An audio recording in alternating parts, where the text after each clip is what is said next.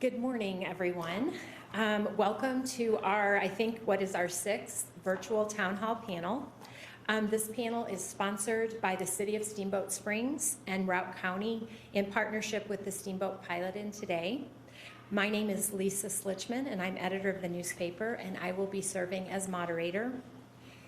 Today's panel will look at the financial impacts of COVID-19 and what programs and options exist to help businesses and individuals during this time. And we have a panel of experts in the areas of banking and finance and accounting here today with us, who I will introduce in a moment. I did want to point out that the questions today were submitted by the community. We're collecting questions through the city and through the newspaper, and so these are actual questions that people in the community want answers to. So without further ado, let me introduce our expert panelists today. We have PJ Wharton, president of Yampa Valley Bank, Steve Zarlengo, financial advisor with Edward Jones, and Jim Nowak, public accountant with Western Slope Accounting Group. And so I will go ahead and begin my questions. And as usual, I will direct questions to each one of you, but at any time, you all can chime in if you have something to add. So PJ, let's begin with you. During this time, what are local banks doing to support customers and businesses during this kind of financial crisis, so to speak? Sure. First and foremost, we're so grateful in terms of the customer support. And I'd say the local banks are handling it in 3 different phases. The first phase is to let everyone know all of the banks are open. Most have fairly normal business hours. Yampa Valley Bank, for example, is from 8 to 5, Monday through Friday, and 9 to 12 on Saturdays. Obviously, for the protection of our employees, but also the protection of our customers, our lobbies are not open, and all the banks, the lobbies are not open today, again, for the obvious reason of COVID-19. But it's business as usual. The cash letters, everything is being met. It's in terms of access to cash, access to accounts, access to loan officers. Our phone system is working well. So that's the first one, is for the most part, it really is normal operating business. And with the use of technology today, most of our clients have access to all their accounts 24/7. The second is it is very fluid as it relates to the different programs we're going to talk about today. Obviously, again, the most recent bill in regards to the Paycheck Protection Plan, the big stimulus bill was approved on Friday, so it's actually rolling out, and we haven't even received the final documentation, so it's, again, very fluid. But the bankers were talking to one another. We're having webinars and seminars with the FDIC and other regulators to ensure we're ready, meeting with the SBA, et cetera. And then the third is outreach. As you've heard, community banks make a real difference in the community. And one thing that Yampa Valley Bank has done, the real heroes here are our frontline, our physicians, our doctors, Yampa Valley Medical Center, and our first responders. And again, as we all know, they're working very long hours. So as an example, just as a thank you, we were doing lunches last week for all the local doctors' offices because they can't leave, and we were delivering lunches to them, supporting our local restaurants, et cetera, at the same time, just as a token of our appreciation for the entire community. So there's a lot of things just like that, and I think the key is local ownership, community banks. Thank you, PJ. Do you guys have anything to add? I don't probably think you would about Paycheck, but I thought I'd ask. Okay. Steve, the next question is for you. Financial planning seems to be based on an individual's goals. But I would imagine panic isn't something that should drive investors to act, and some individuals might be feeling that panic. What advice would you give people as they watch the volatility that's happening in the market? Yeah. Well, first, thank you so much for giving us the opportunity to work with you and the community on this important topic. So I do want to say thank you for giving us this chance to speak. Really, what I would say 5 keys to focus on when navigating pullbacks successfully. 1, I would say avoiding the temptation to panic, acknowledging that these pullbacks are like ones we've seen before, and ones that we'll go through again in the future. Two, I would say measuring your progress against your goals and not the peak values of your portfolio or the valleys of your portfolio values is very important. Three, I would say putting time on your side, expanding your time horizon and allowing more time for review. And then number four, leveraging the power of diversification. So for example, if we took a balanced portfolio of 65% stock and 35% bonds, you'd be holding up better than the index or performing about half the value of what the Dow has dropped at this point. And then lastly, leaning into that volatility. Really what we see is look at it from an opportunistic standpoint and look at ways to increase or improve your portfolio through this opportunity. Okay, thank you. And I hear you're calling it an opportunity versus a panic situation, so that's good to hear. I think that would be a good way to approach what we're going through right now from our perspective. Is it's not a fun time to watch portfolio values go down or turn on the news and see what's going on concerning the market, but rather long-term look at ways to improve what your situation is. Thank you. Yeah. Anyone to add to that? No? Pretty focused question. So Jim, the next one is we do have questions about stimulus checks. So how will stimulus checks for individuals work, and will everyone get one? Well, not everybody will get one, but Okay. every adult should get one. They're giving $1,200 for single filers, another $1,200 for married filing jointly filed. So it's $1,200 per adult, okay? And that's available up to $75,000 worth of income, that's taxable income, for the single person, and $150,000 for married filing joint. A lot of families make more than that, and they would still get a stimulus, but it would be cut back. This is the first time I ever seen the IRS said that they're cutting back $5 per every additional 100. They usually say so much percent over every additional 1,000. This is, there's like 5 different instances where they cut it back. So I regulate it to $50 per every $1,000 more. So, and then they start cutting it up until the single person gets to $99,000 worth of taxable income, and the married couple gets up to $198,000, and then no stimulus checks. So for the 2%ers, they're not getting one. Okay. And it's available. There are a lot of non-filers. I mean, there are filers who have W-2s that the only reason they would have to file is if they had anything withheld, and they don't file because they make so little they don't. And then elderly people who are just on Social Security, they don't have to file. So it's an opportunity for them to go and file a tax return in order to be able to get to this. There are some people who haven't filed just because they're behind. I have 2 or 3 people who have 2 or 3 years. They're bringing in 2 or 3 years because they want the stimulus check, but they haven't. I said, if the IRS is not trying to get a hold of you, you're probably getting a refund for those years too. But, and PJ asked a good question. He said, is it available for his son who's 20? And I said, I think there's an age limit. I mean, and I'm not sure. I went on the website this morning to see if it's available, but if you notice things like student educational credits, the students can't really get them, but the parents can get them. And they can do it up till the child's 24 years old. Same way with some health benefits coverage. You can cover it up until they're 24 years old, whether they're a dependent or not.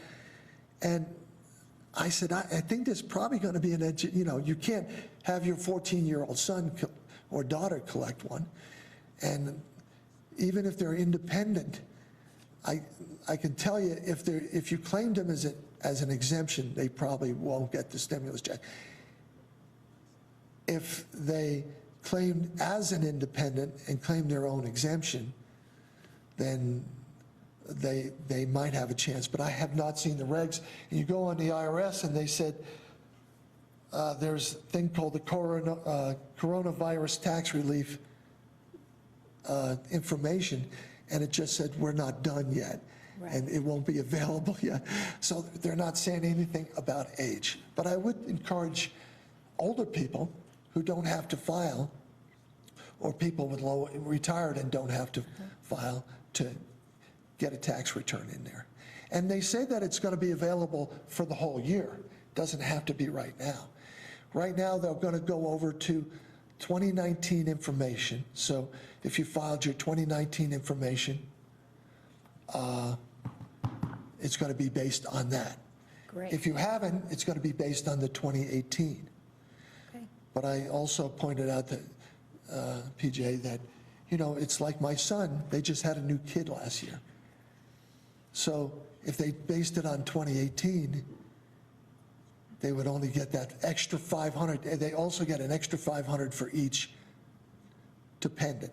Okay. And so I said, you better file your 2019 so you get that extra $500. But I think it's all going to, it's all going to come down to probably being reconciled on next year's tax return. Right. That's the same thing which happened in the 2008 Stimulus Act. They gave $600 that time, and at the end of the year, you either got additional stuff or you gave it back. So. Okay. Thank you, Jim. PJ, back to you. Kind of a question. Our online, I would assume, our online banking services growing in this time, right? Yeah, just as on the front page of the paper today, talking about online and teledoc services in regards to reaching out because of isolation, safety, et cetera. The exact same thing is happening in banking. And many of our customers have been seeking online banking, remote deposit capture, which is you use your smartphone and take a picture of your check and deposit it from anywhere in the country. They've all been popular, but we have seen an explosion of those perhaps that were reluctant to go to online banking, now saying, wow, you know what, I need to stay at home and be safe and sound, and I'm going to utilize my online banking. So from our perspective at Yampa Valley Bank, those same customers, if they have not used it, can certainly call the bank, 879-2993, and talk to a person, and we can walk through whether it's a tutorial online or a person-to-person to help them with that understanding if they've never done it before. But again, from a perspective of technology, what we want to do is, and most banks I think in the community, is give our customer the opportunity to bank where they want, when they want, and how they want. As we all know in Steamboat Springs, our citizens and friends are highly mobile. They're all over the country. They're all over the world traveling. And hopefully most of us are in our homes right now. But again, you can do all these things, whether, again, for us, online banking from account to account. We have ACH services to go to other banks. Zelle, which is very popular, which is the person-to-person. So that's the thing. All of our kids, again, with their phone, as we all know, you see these teenagers and not so teenagers at the restaurant, and someone picked up the tab, and that's how they pay each other. So there's a lot of great technological resources out there, again, for their protection. And the great thing about that is with community banks, with FDIC insurance, there's a thing called Reg E. And Reg E provides amazing consumer protection for unauthorized transactions. So just as when you use your debit card, a credit card, as long as you get those monthly statements, look at your statement every month, and if there is an unauthorized transaction, you simply call your bank and you have protection for 60 days from the point of that statement. For any authorized transaction, you as a customer are protected. So there's a lot of wonderful consumer protection out there for our customers. Fantastic. Okay. Steve, let me switch over to you. So what advice would you give to those who were in the process of getting ready to retire? Yeah. So it's a really important time at this point. I would say, number one, to establish a game plan and goals with your financial advisor. Work with them one-on-one to find out what's most important to you as the client. Number two, I would say reviewing a risk tolerance and understanding what your comfort level is with not only market volatility, but also fluctuations inside your portfolio. And then three, I would say continuing that relationship and working one-on-one again to stay focused on that goal throughout market volatility and throughout times of uncertainty. Really having that target is what we would shoot for and what we would recommend, and focusing on the long-term objective and not the short-term fluctuations. Great. Does anyone have anything to add about timing of retirement? Okay. Jim, I guess a real specific question. When are my federal taxes due and when are my state taxes due? That was a very specific question. Yeah, obviously, up until this year, taxes were always due on February 15th with a 6-month extension to October 15th. Originally, in the second package in Congress, they said you can delay payment up until July 15th without paying any additional interest or penalty. Okay. And all the people in our industry said, how's this going to work, you know? But then in the next run, they said, okay, now all taxes are due July 15th. Okay, so you don't get a late filing penalty or something like that. So that means that you can file up to July 15th and not pay any additional. Usually, if you haven't paid by April 15th, even if you file an extension, you have to pay 0.5% per month on late payment penalty and a little bit less than that on interest, about 1% per month. And which is not that much if you don't know that much, but if you owe a lot, it can add up pretty quick. So that's kind of a pretty good break.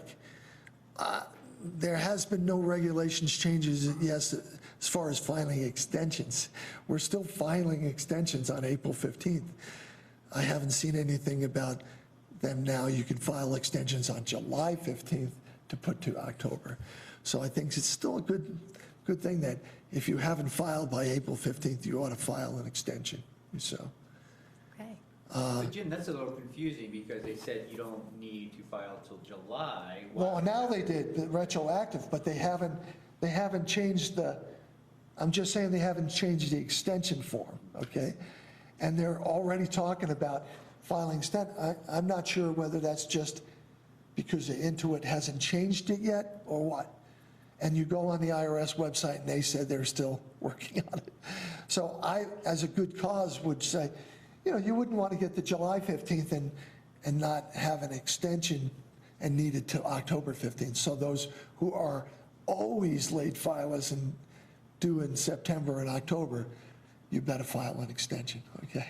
Okay.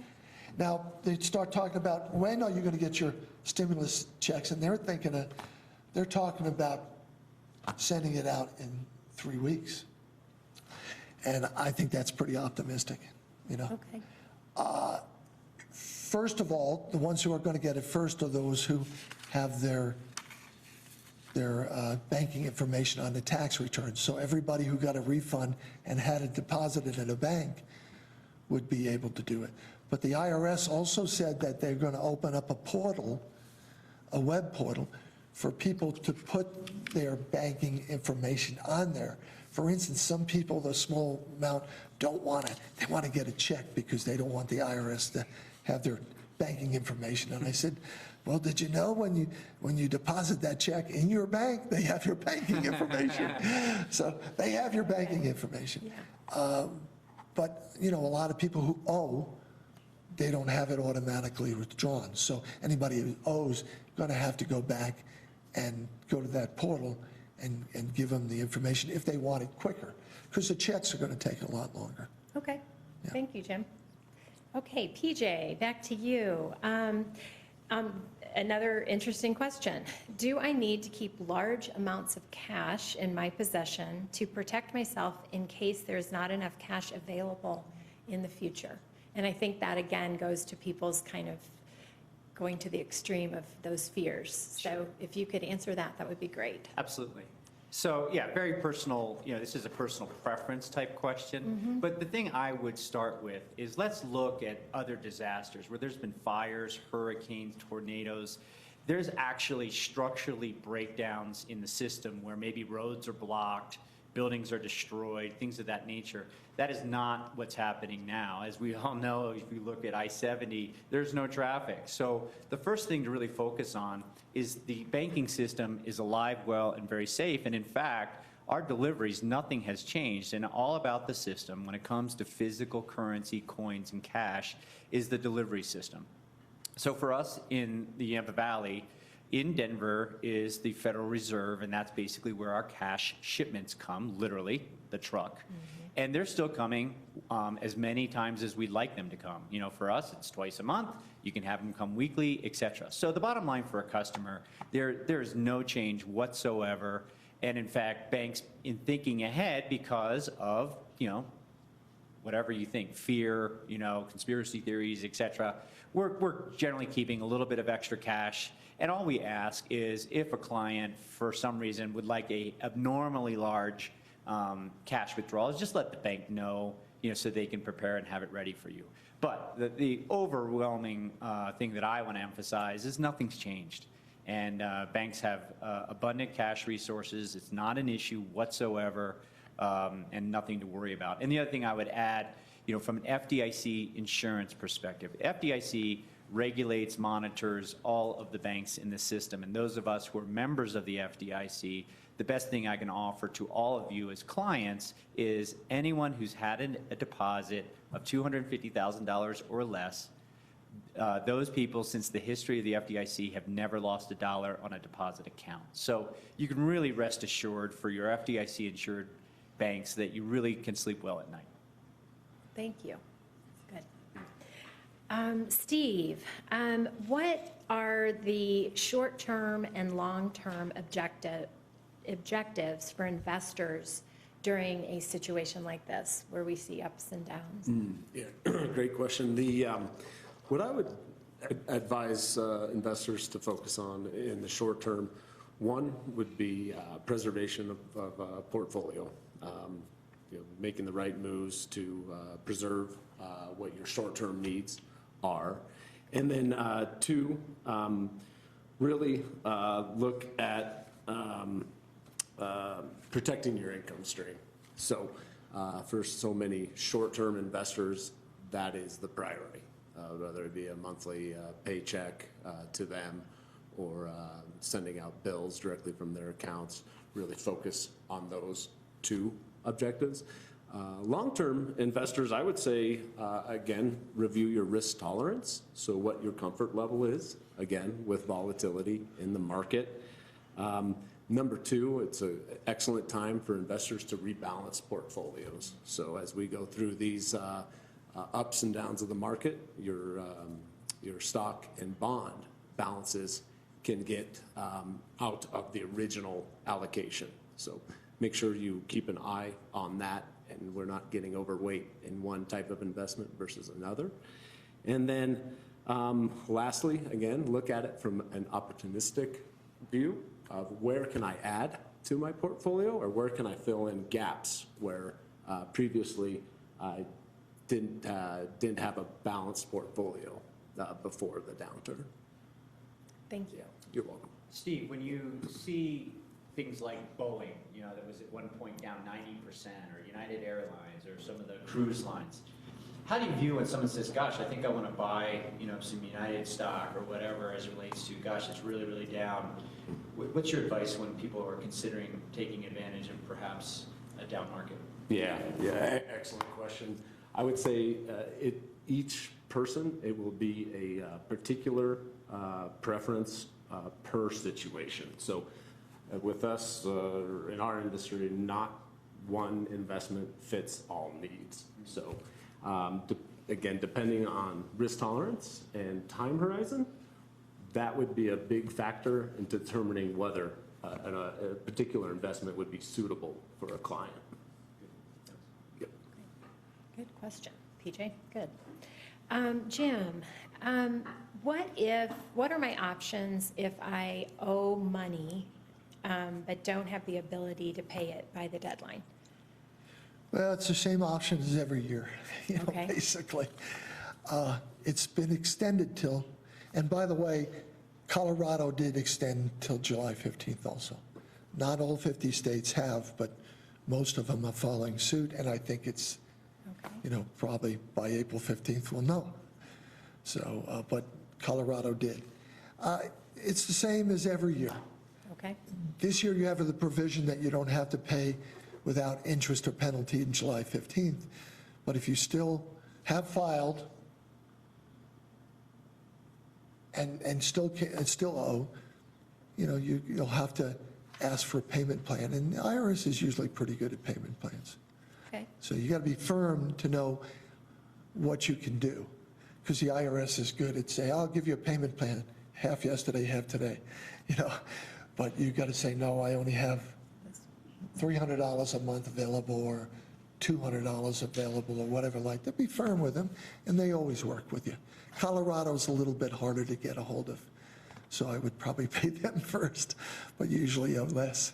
So it's the same as every year. If you owe, it's the same, Okay, good. That hasn't changed. And you're still paying a little bit like 0.8% interest and penalty combined. So Thank you. it's not as good as you can get at the bank, but it's Yeah. still pretty good. PJ, so we have heard people are really interested in the SBA Economic Injury Disaster Loan. Can you tell us a little bit about that program and what it offers? Yes. First and foremost, it is different from what was just approved on Friday that is still in place that we're also going to talk about. So there's two, as you just described. It's the Economic Injury Disaster Loan, Okay. which is completely different than the Paycheck Protection Program. We're going to talk a little bit more about that. And can So- you just go ahead and tackle both of those, maybe? Well, let's do the economic injury, because there's a lot of Okay. details, and we'll go Great. to the next one. So the economic Okay. injury disaster loan, the first and foremost, is directly through the SBA. So if you are interested in learning more about it, go to sba.gov on the website, and you'll then go to the Economic Injury Disaster Loan Program. First and foremost, you must apply online. It does not go through a bank. It is directly to the SBA. And any applicants who must register, they need to have their own personal social security number, so you do not use your employee identification number, which is your business. You cannot submit your application without uploading your most recent tax returns. Like any commercial loan, personal information may include W-2 income, mortgage, car payments, credit card debt, etc. And not surprisingly, it has been overwhelmed. So what we've actually told our customers, and our customers have told us has worked, is pick a weird time. Middle of the night, very early in the morning, go to the website, and most likely you'll have better chance getting through. What does it mean to me as a business owner? The pros and the highlights include financing, and it's basically variable numbers based on the damage or the income effect that you have received personally as a business owner. It varies case by case, but the highlights include interest rates fixed as low as 3.75%, so very aggressive, very low interest rates, and amortization, so repayment terms of up to 30 years. Most business loans are 5 to 7 years based on business assets. So 30 years is very similar to a mortgage, your home. So again, very, very long-term, lower payments. But it is a loan. It is guaranteed by the SBA and is directly through the SBA. There are no origination fees, and in some cases, there is an interest-only period as well. Great. Awesome information. Do you want to go ahead and talk about the Paycheck Protection Program? You bet. Okay. So this one is so new that we don't know what it is. Okay. And that's a lot of this. So there is a lot going on. I've been on 3 webinars yesterday, today already. Actually was visiting with Senator Cory Gardner on Friday. And again, what the emphasis here is we realize the damage has been done. You know, hundreds of employees have been laid off in Steamboat Springs. We all know that well. We all know the restaurants, the ski area, et cetera. So we know there are many, many employees and employers who are hurting right now, and we need to get the money back into the hands of our small business community. So here are eligibility requirements. Any small business with fewer than 500 employees, so that's most of our businesses. Small business that otherwise meets SBA size standards. Sole proprietorships, independent contractors, 501c3s, so that's our nonprofits, churches, private organizations, veterans organizations, and anyone who is self-employed or trade or business, so that includes our contractors. What are they looking for? Bottom line is that you've been impacted, and really, here's the real key for all of us to understand. Loans can be made up to 2.5 times the borrower's monthly payroll cost. So if you're a business owner, here's the first thing you think about. What was my 2019 total payroll for the year? Divide that by 12, that's your average monthly payroll. The maximum loan is 2.5 times that amount. Okay, so that's the place you start. All of these loans need to go through a bank. It is actually still being debated right now if this is going to be SBA. Most likely it will go through the SBA, which would be any community bank in our community who does SBA loans. So you would call your bank and say, do you do SBA loans, yes or no? My banker. That's the place to start. Then from there, what will happen is we haven't even received an application yet, so we're expecting that in the near term. I'd say 3 to 5 days. This is actually very, very fast for SBA standards. And then from there, we'll be getting the application, and all of the local community banks will be then downloading these back to either the SBA or the Treasury. So there's been, again, Treasury and SBA are working to try to figure out the most efficient way to get the money turned around very quickly.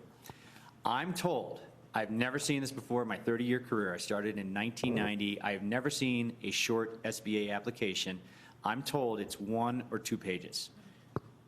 I'll believe it when I see it. But let's go with that for now. And here's the really, really, really great thing about this program versus the one we just talked about. The economic injury is a loan that must be repaid. It can be interest only. The payment protection program has an element of forgiveness. So that basically is a grant or no repayment. What does that mean? Borrower is eligible for loan forgiveness equal to the amount the borrower, this is a business, spent on the following items during the 8-week period beginning on the date of the origination of the loan. So it's based on last year's average monthly payroll, but the day you sign your loan. So if it's April 30th, April 15th, the day you sign is the clock starts. The next 8 weeks, the forgiveness is 8 weeks of payroll costs using the same definition of payroll costs used to determine loan eligibility, so all payroll costs, interest on mortgage obligations incurred in the ordinary course of business, rent on leasing agreements, payments on all utilities, and then for borrowers with tipped employees, additional wages paid to those employees. So the forgiveness, again, the max you can apply for is 2.5 times your average monthly payroll. The forgiveness is 8 weeks of all of these expenses. Wow. Now, there are all kinds of ways it can be reduced. You cannot, for those with payroll in excess of an employee for $100,000 or more, that's reduced by 25%. So there's all kinds of catches, but that's the generality. And again, the key here that is unique is this is the first time I've ever seen in my career where there's actual forgiveness involved. And the other item is a guarantee of 6 to 12 months of 0 interest for a waiting period. So again, it starts as a loan, it can turn to forgiveness, but it also has a deferment on the repayment. So it gives time for us in Steamboat to get to summer. You know, that's the idea here, is to be able to recreate cash flow. So what I've been told from accountants, great smart guys like Jim, is if you have employees, you furlough them so they can apply for unemployment, but you want to identify them so they can come back on. The idea here is putting people back to work. So that's the goal. Yeah, and that's what I was going to say. That's what it seems like. It's giving, instead of laying off, you're able to keep people employed. So, Jim, that makes me think of another question that is, that I wanted to ask. So, should I be keeping a list, and I don't know if it really has to do with that particular program, but should I be keeping a list of cost expenses associated with COVID-19, both personally and for my business? Yeah, I can't see any justification for doing personal. You know? Okay, yeah, I don't know how it would ever tie into the tax system. okay, And, but they are, you know, they're working on a fourth bill in the Congress, so who knows what they'll show up with. But business, you always want to keep good records, period. Okay. So you keep the same good records you did before. Some of them's going to be COVID-19 specific or not, but I'm not sure what the definition of what those expenses would be. Certainly, you know, laying off or keeping employees, paying them when they're not around or something like that is certainly, like I had somebody who's been at home for 2 weeks, not really working. So that's, to me, that's an expense. Yeah, that's what I've been told, Lisa, is to, as we all know, there's a emergency program that if we have employees for the first 2 weeks that are at home, that they receive full payment. After that, it's decreasing over time. That's a great example of the emergency procedure that you would track those expenses of those people who are not coming to work and not working from home that you are paying. That's a great example of something you would want to track, again, for, you know, some of these different areas. okay. And I think what I'm hearing from all of you is that it really is changing almost daily, and you guys are needing to, and thank goodness we have you here to keep up with all of those changes.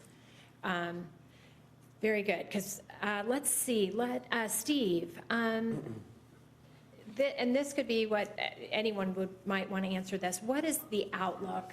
It's a big question for the economy and the market. Yeah, good question. So, you know, given the root of the slowdown, we think the downturn will be steep but temporary. Okay. In our view, we don't feel it will be similar to 2008, 2009. I think some important takeaways would be staying patient, disciplined, and focused will be critical through these times. Not letting short-term headlines really derail us from long-term goals will be very important. And, you know, just keeping a focus on the future. So, again, not letting a temporary pullback affect us long-term. Okay. Do you guys have anything to add to that on the outlook? Okay. PJ, can you share anything about the newly passed CARES Act that includes small business loans that can be partially or wholly forgiven? Yeah, what we were just talking about, that's you know, that it. subtitle, again, it's the Payment Protection Okay. Program. The only thing I would add to it, that's really at $349 billion associated with it, which is, again, specifically earmarked for small businesses, because, again, I think correctly they've heard, you know, Main Street America has the greatest number of employees. They're doing the greatest amount of benefit for our communities. So only other thing I would add to that is there is a strong expectation that there's going to be another level of this, meaning there's going to be a ton of demand for it. So I would argue for all of us out there, don't panic. I do believe there will be continued rounds. But again, this comes back to, we have a phrase in banking for all of us in accounting and finance is know your customer. We need to know who our customer is and identify them and be able to say, yep, that's a legitimate person, I know them, etc.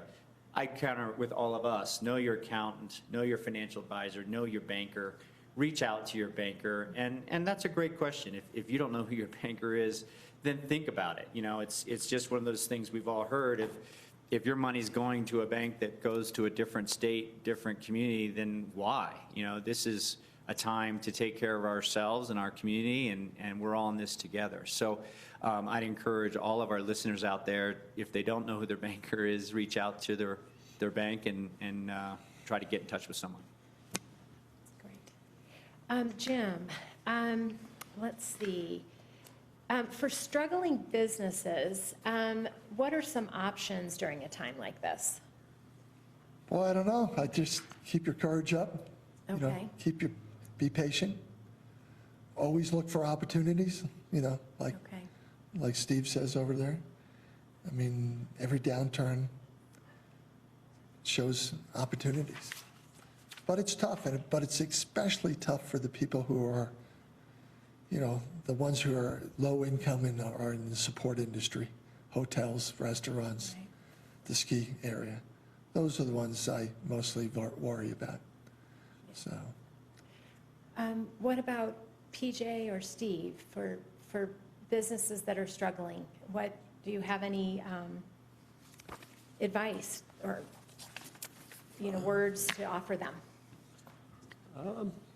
Yeah, I would say in general, what I've been advised with clients is to focus on what you can control, focus on things that we are in control of.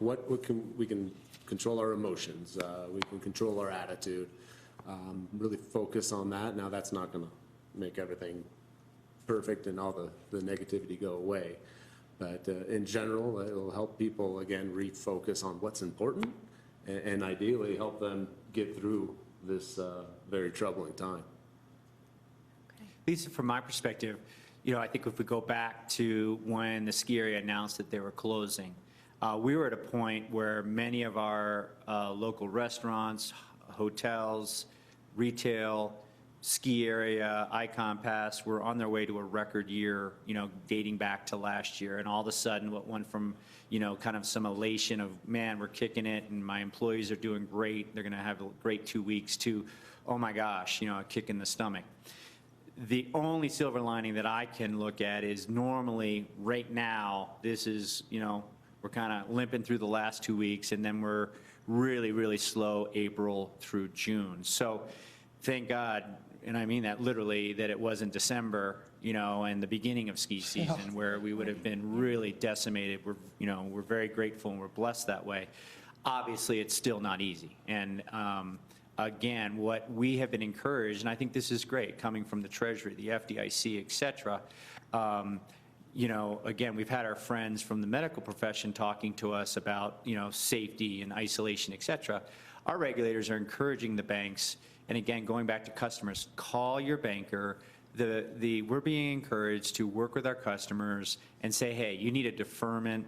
We can work with you on that. Explain why. You know, we're not just again, free money. You know, generally things that are not that easy, but we can defer payments. We can convert loans to interest only. We can increase lines of credit. We can waive fees. We understand that, you know, there's folks that had no idea. Now it's rent payment time. So we can work with customers, and again, our encouragement is call your banker, talk to them, as opposed to just assume or guess. And then lastly, banks, the IRS, there's a lot of scams out there right now. Going back to Jim and the $1,200, the IRS is not going to send you a text saying click here for your $1,200. So please be very, very cautious of people, you know, outreaching either email, text, even phone. You know, and Jim can talk about it. The IRS is never going to call you and say, if you don't give us $1,000, you know, if you want to get this dollars, you got to give us blank dollars back. Be very, very aware. And again, you know, the fraudsters are very aware of COVID and preying upon fear. one question you did skip over. Yes. Should I file paperwork by the original deadline? And I think if you're getting a refund, you might as well. Right. You know, you get it as soon as that would help if you get a refund. Okay.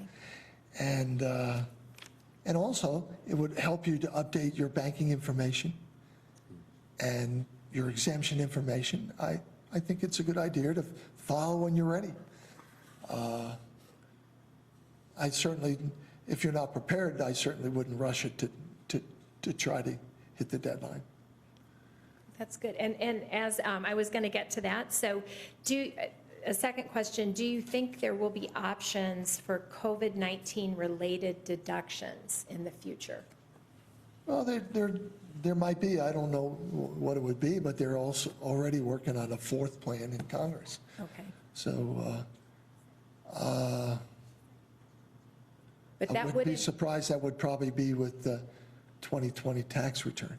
that's what I was, so it wouldn't necessarily be- mean you would wait for that. You No. go ahead and file, and then you Yes. could take advantage of those in 2020. Right.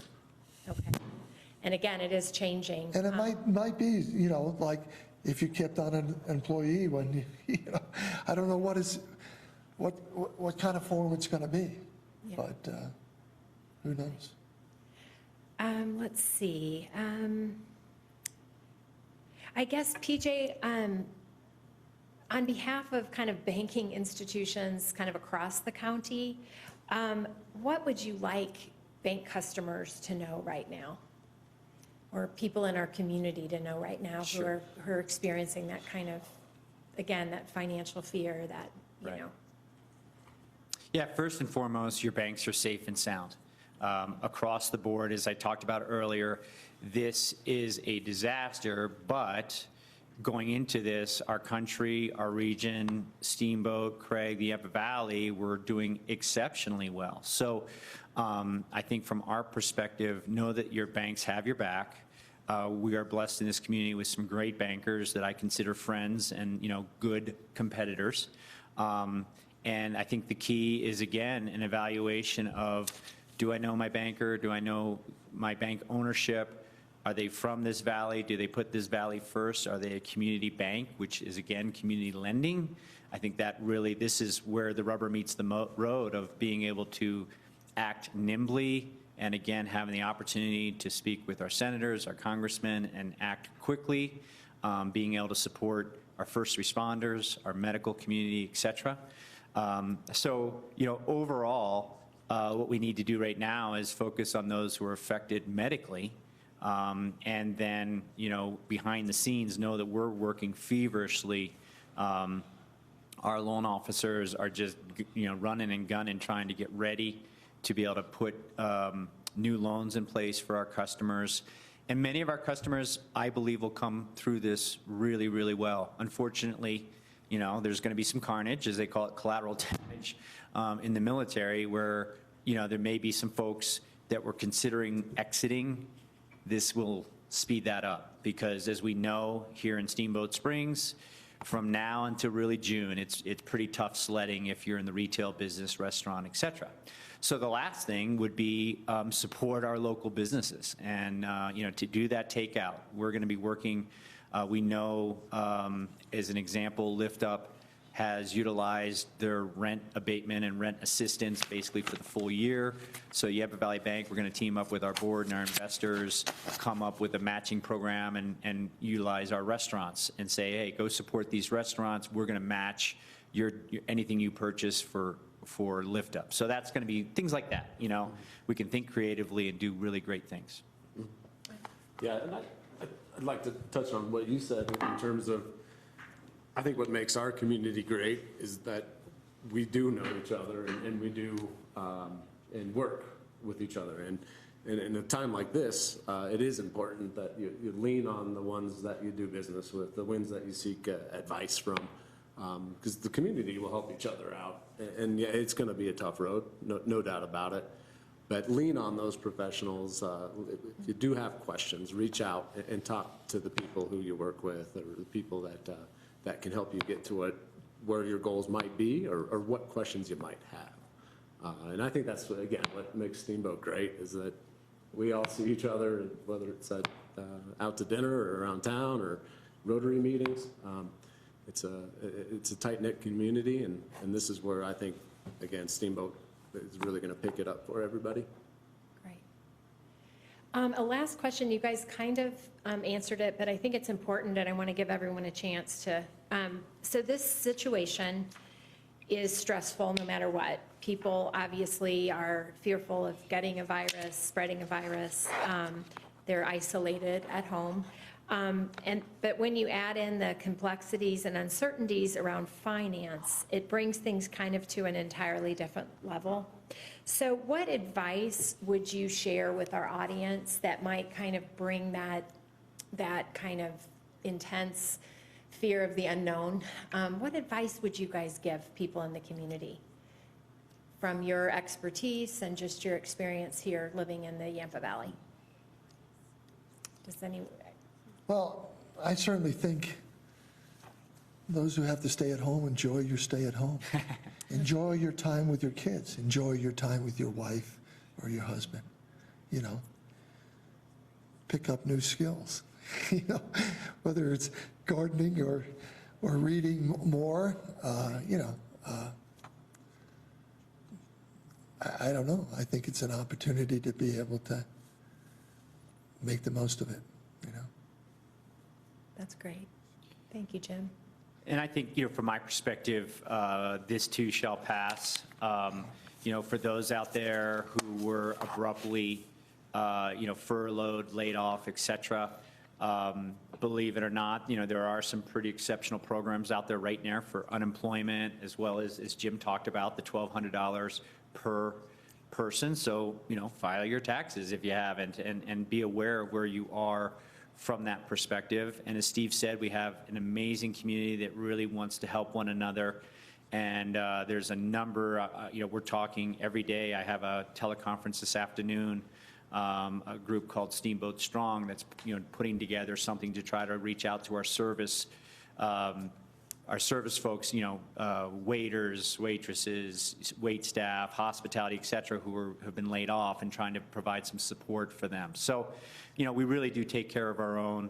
And again, from my perspective, let's really do everything we can for our medical community. We had Dr. Harrington with us, Laura Seenert, just these amazing people who are really, putting it out there for us. And let's do our best, pray for those at Casey's Pond and really back those guys up, our friends over Brad Boatwright and his amazing team. So, I think the key now is just rallying around them and understanding it's going to be tough to get to June, but I'm hopeful, that people have been cooped up for a long time. They're going to want to get in their car and come to Steamboat. There's no prettier place in the world to come.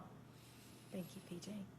Steve, is there anything you'd add to that? Yeah, in closing, I would just say, from a market view, it's quite likely markets will continue to be volatile, certainly in the near term. But the overall market fundamentals were intact going into this downturn, and it may prove to be resilient coming on the way out. We're not certainly not saying it's going to be a V-shaped recovery, but as BJ said, this too shall pass, and we do see brighter days ahead of us. Fantastic. I also want to offer, and my wife is probably listening, so she'll say, why are you trying to do things for free? But if there are any other seniors out there, or if people have parents whose parents don't have to file anymore, or they have an adult on disability that doesn't have to file, if they bring it into my office after April 15th, I'd be glad to throw it on for free and get them the $1,200 back or something like that. But not in the next 2 weeks, please. Thank you, Jim. That kind of anything else that any of you all would like to add before we sign off for this morning? Guys, I just want to thank you all for being here. It's nice to know that we have calm, expert professionals in this community who are looking out for our local businesses and individuals. So thank you for your time. I know you're very, very busy. I just want to remind everybody that they can send questions for future panels to covid@steamboatsprings.net, and you can also send those questions to news@steamboatpilot.com.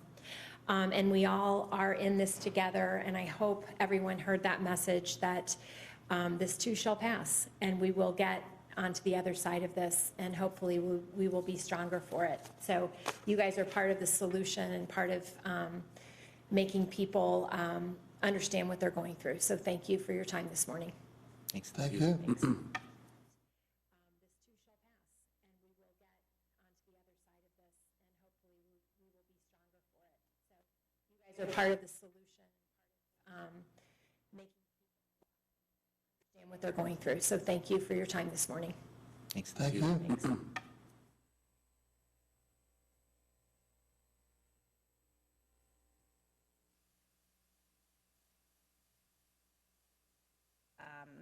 potential for contact within those within those businesses, excuse me. On both those orders, I just want to note that a critical piece of this is that law enforcement has authority in enforcing those public health orders. Okay. Did either of you all want to add anything about either of those two orders right now? No, I've got nothing at this No, I point. think Beth Okay. covered it well. Okay, great. Thank you. Jason, I'm going to ask you this question. How important is it for our community to follow these orders? And secondly, is this something the city supports as well? Well, it's absolutely vital. These decisions, I know, we've been consulting with the county and public health officials and other municipalities about these orders before they were implemented. And it's crucial that people follow these orders. The reason these were put in place,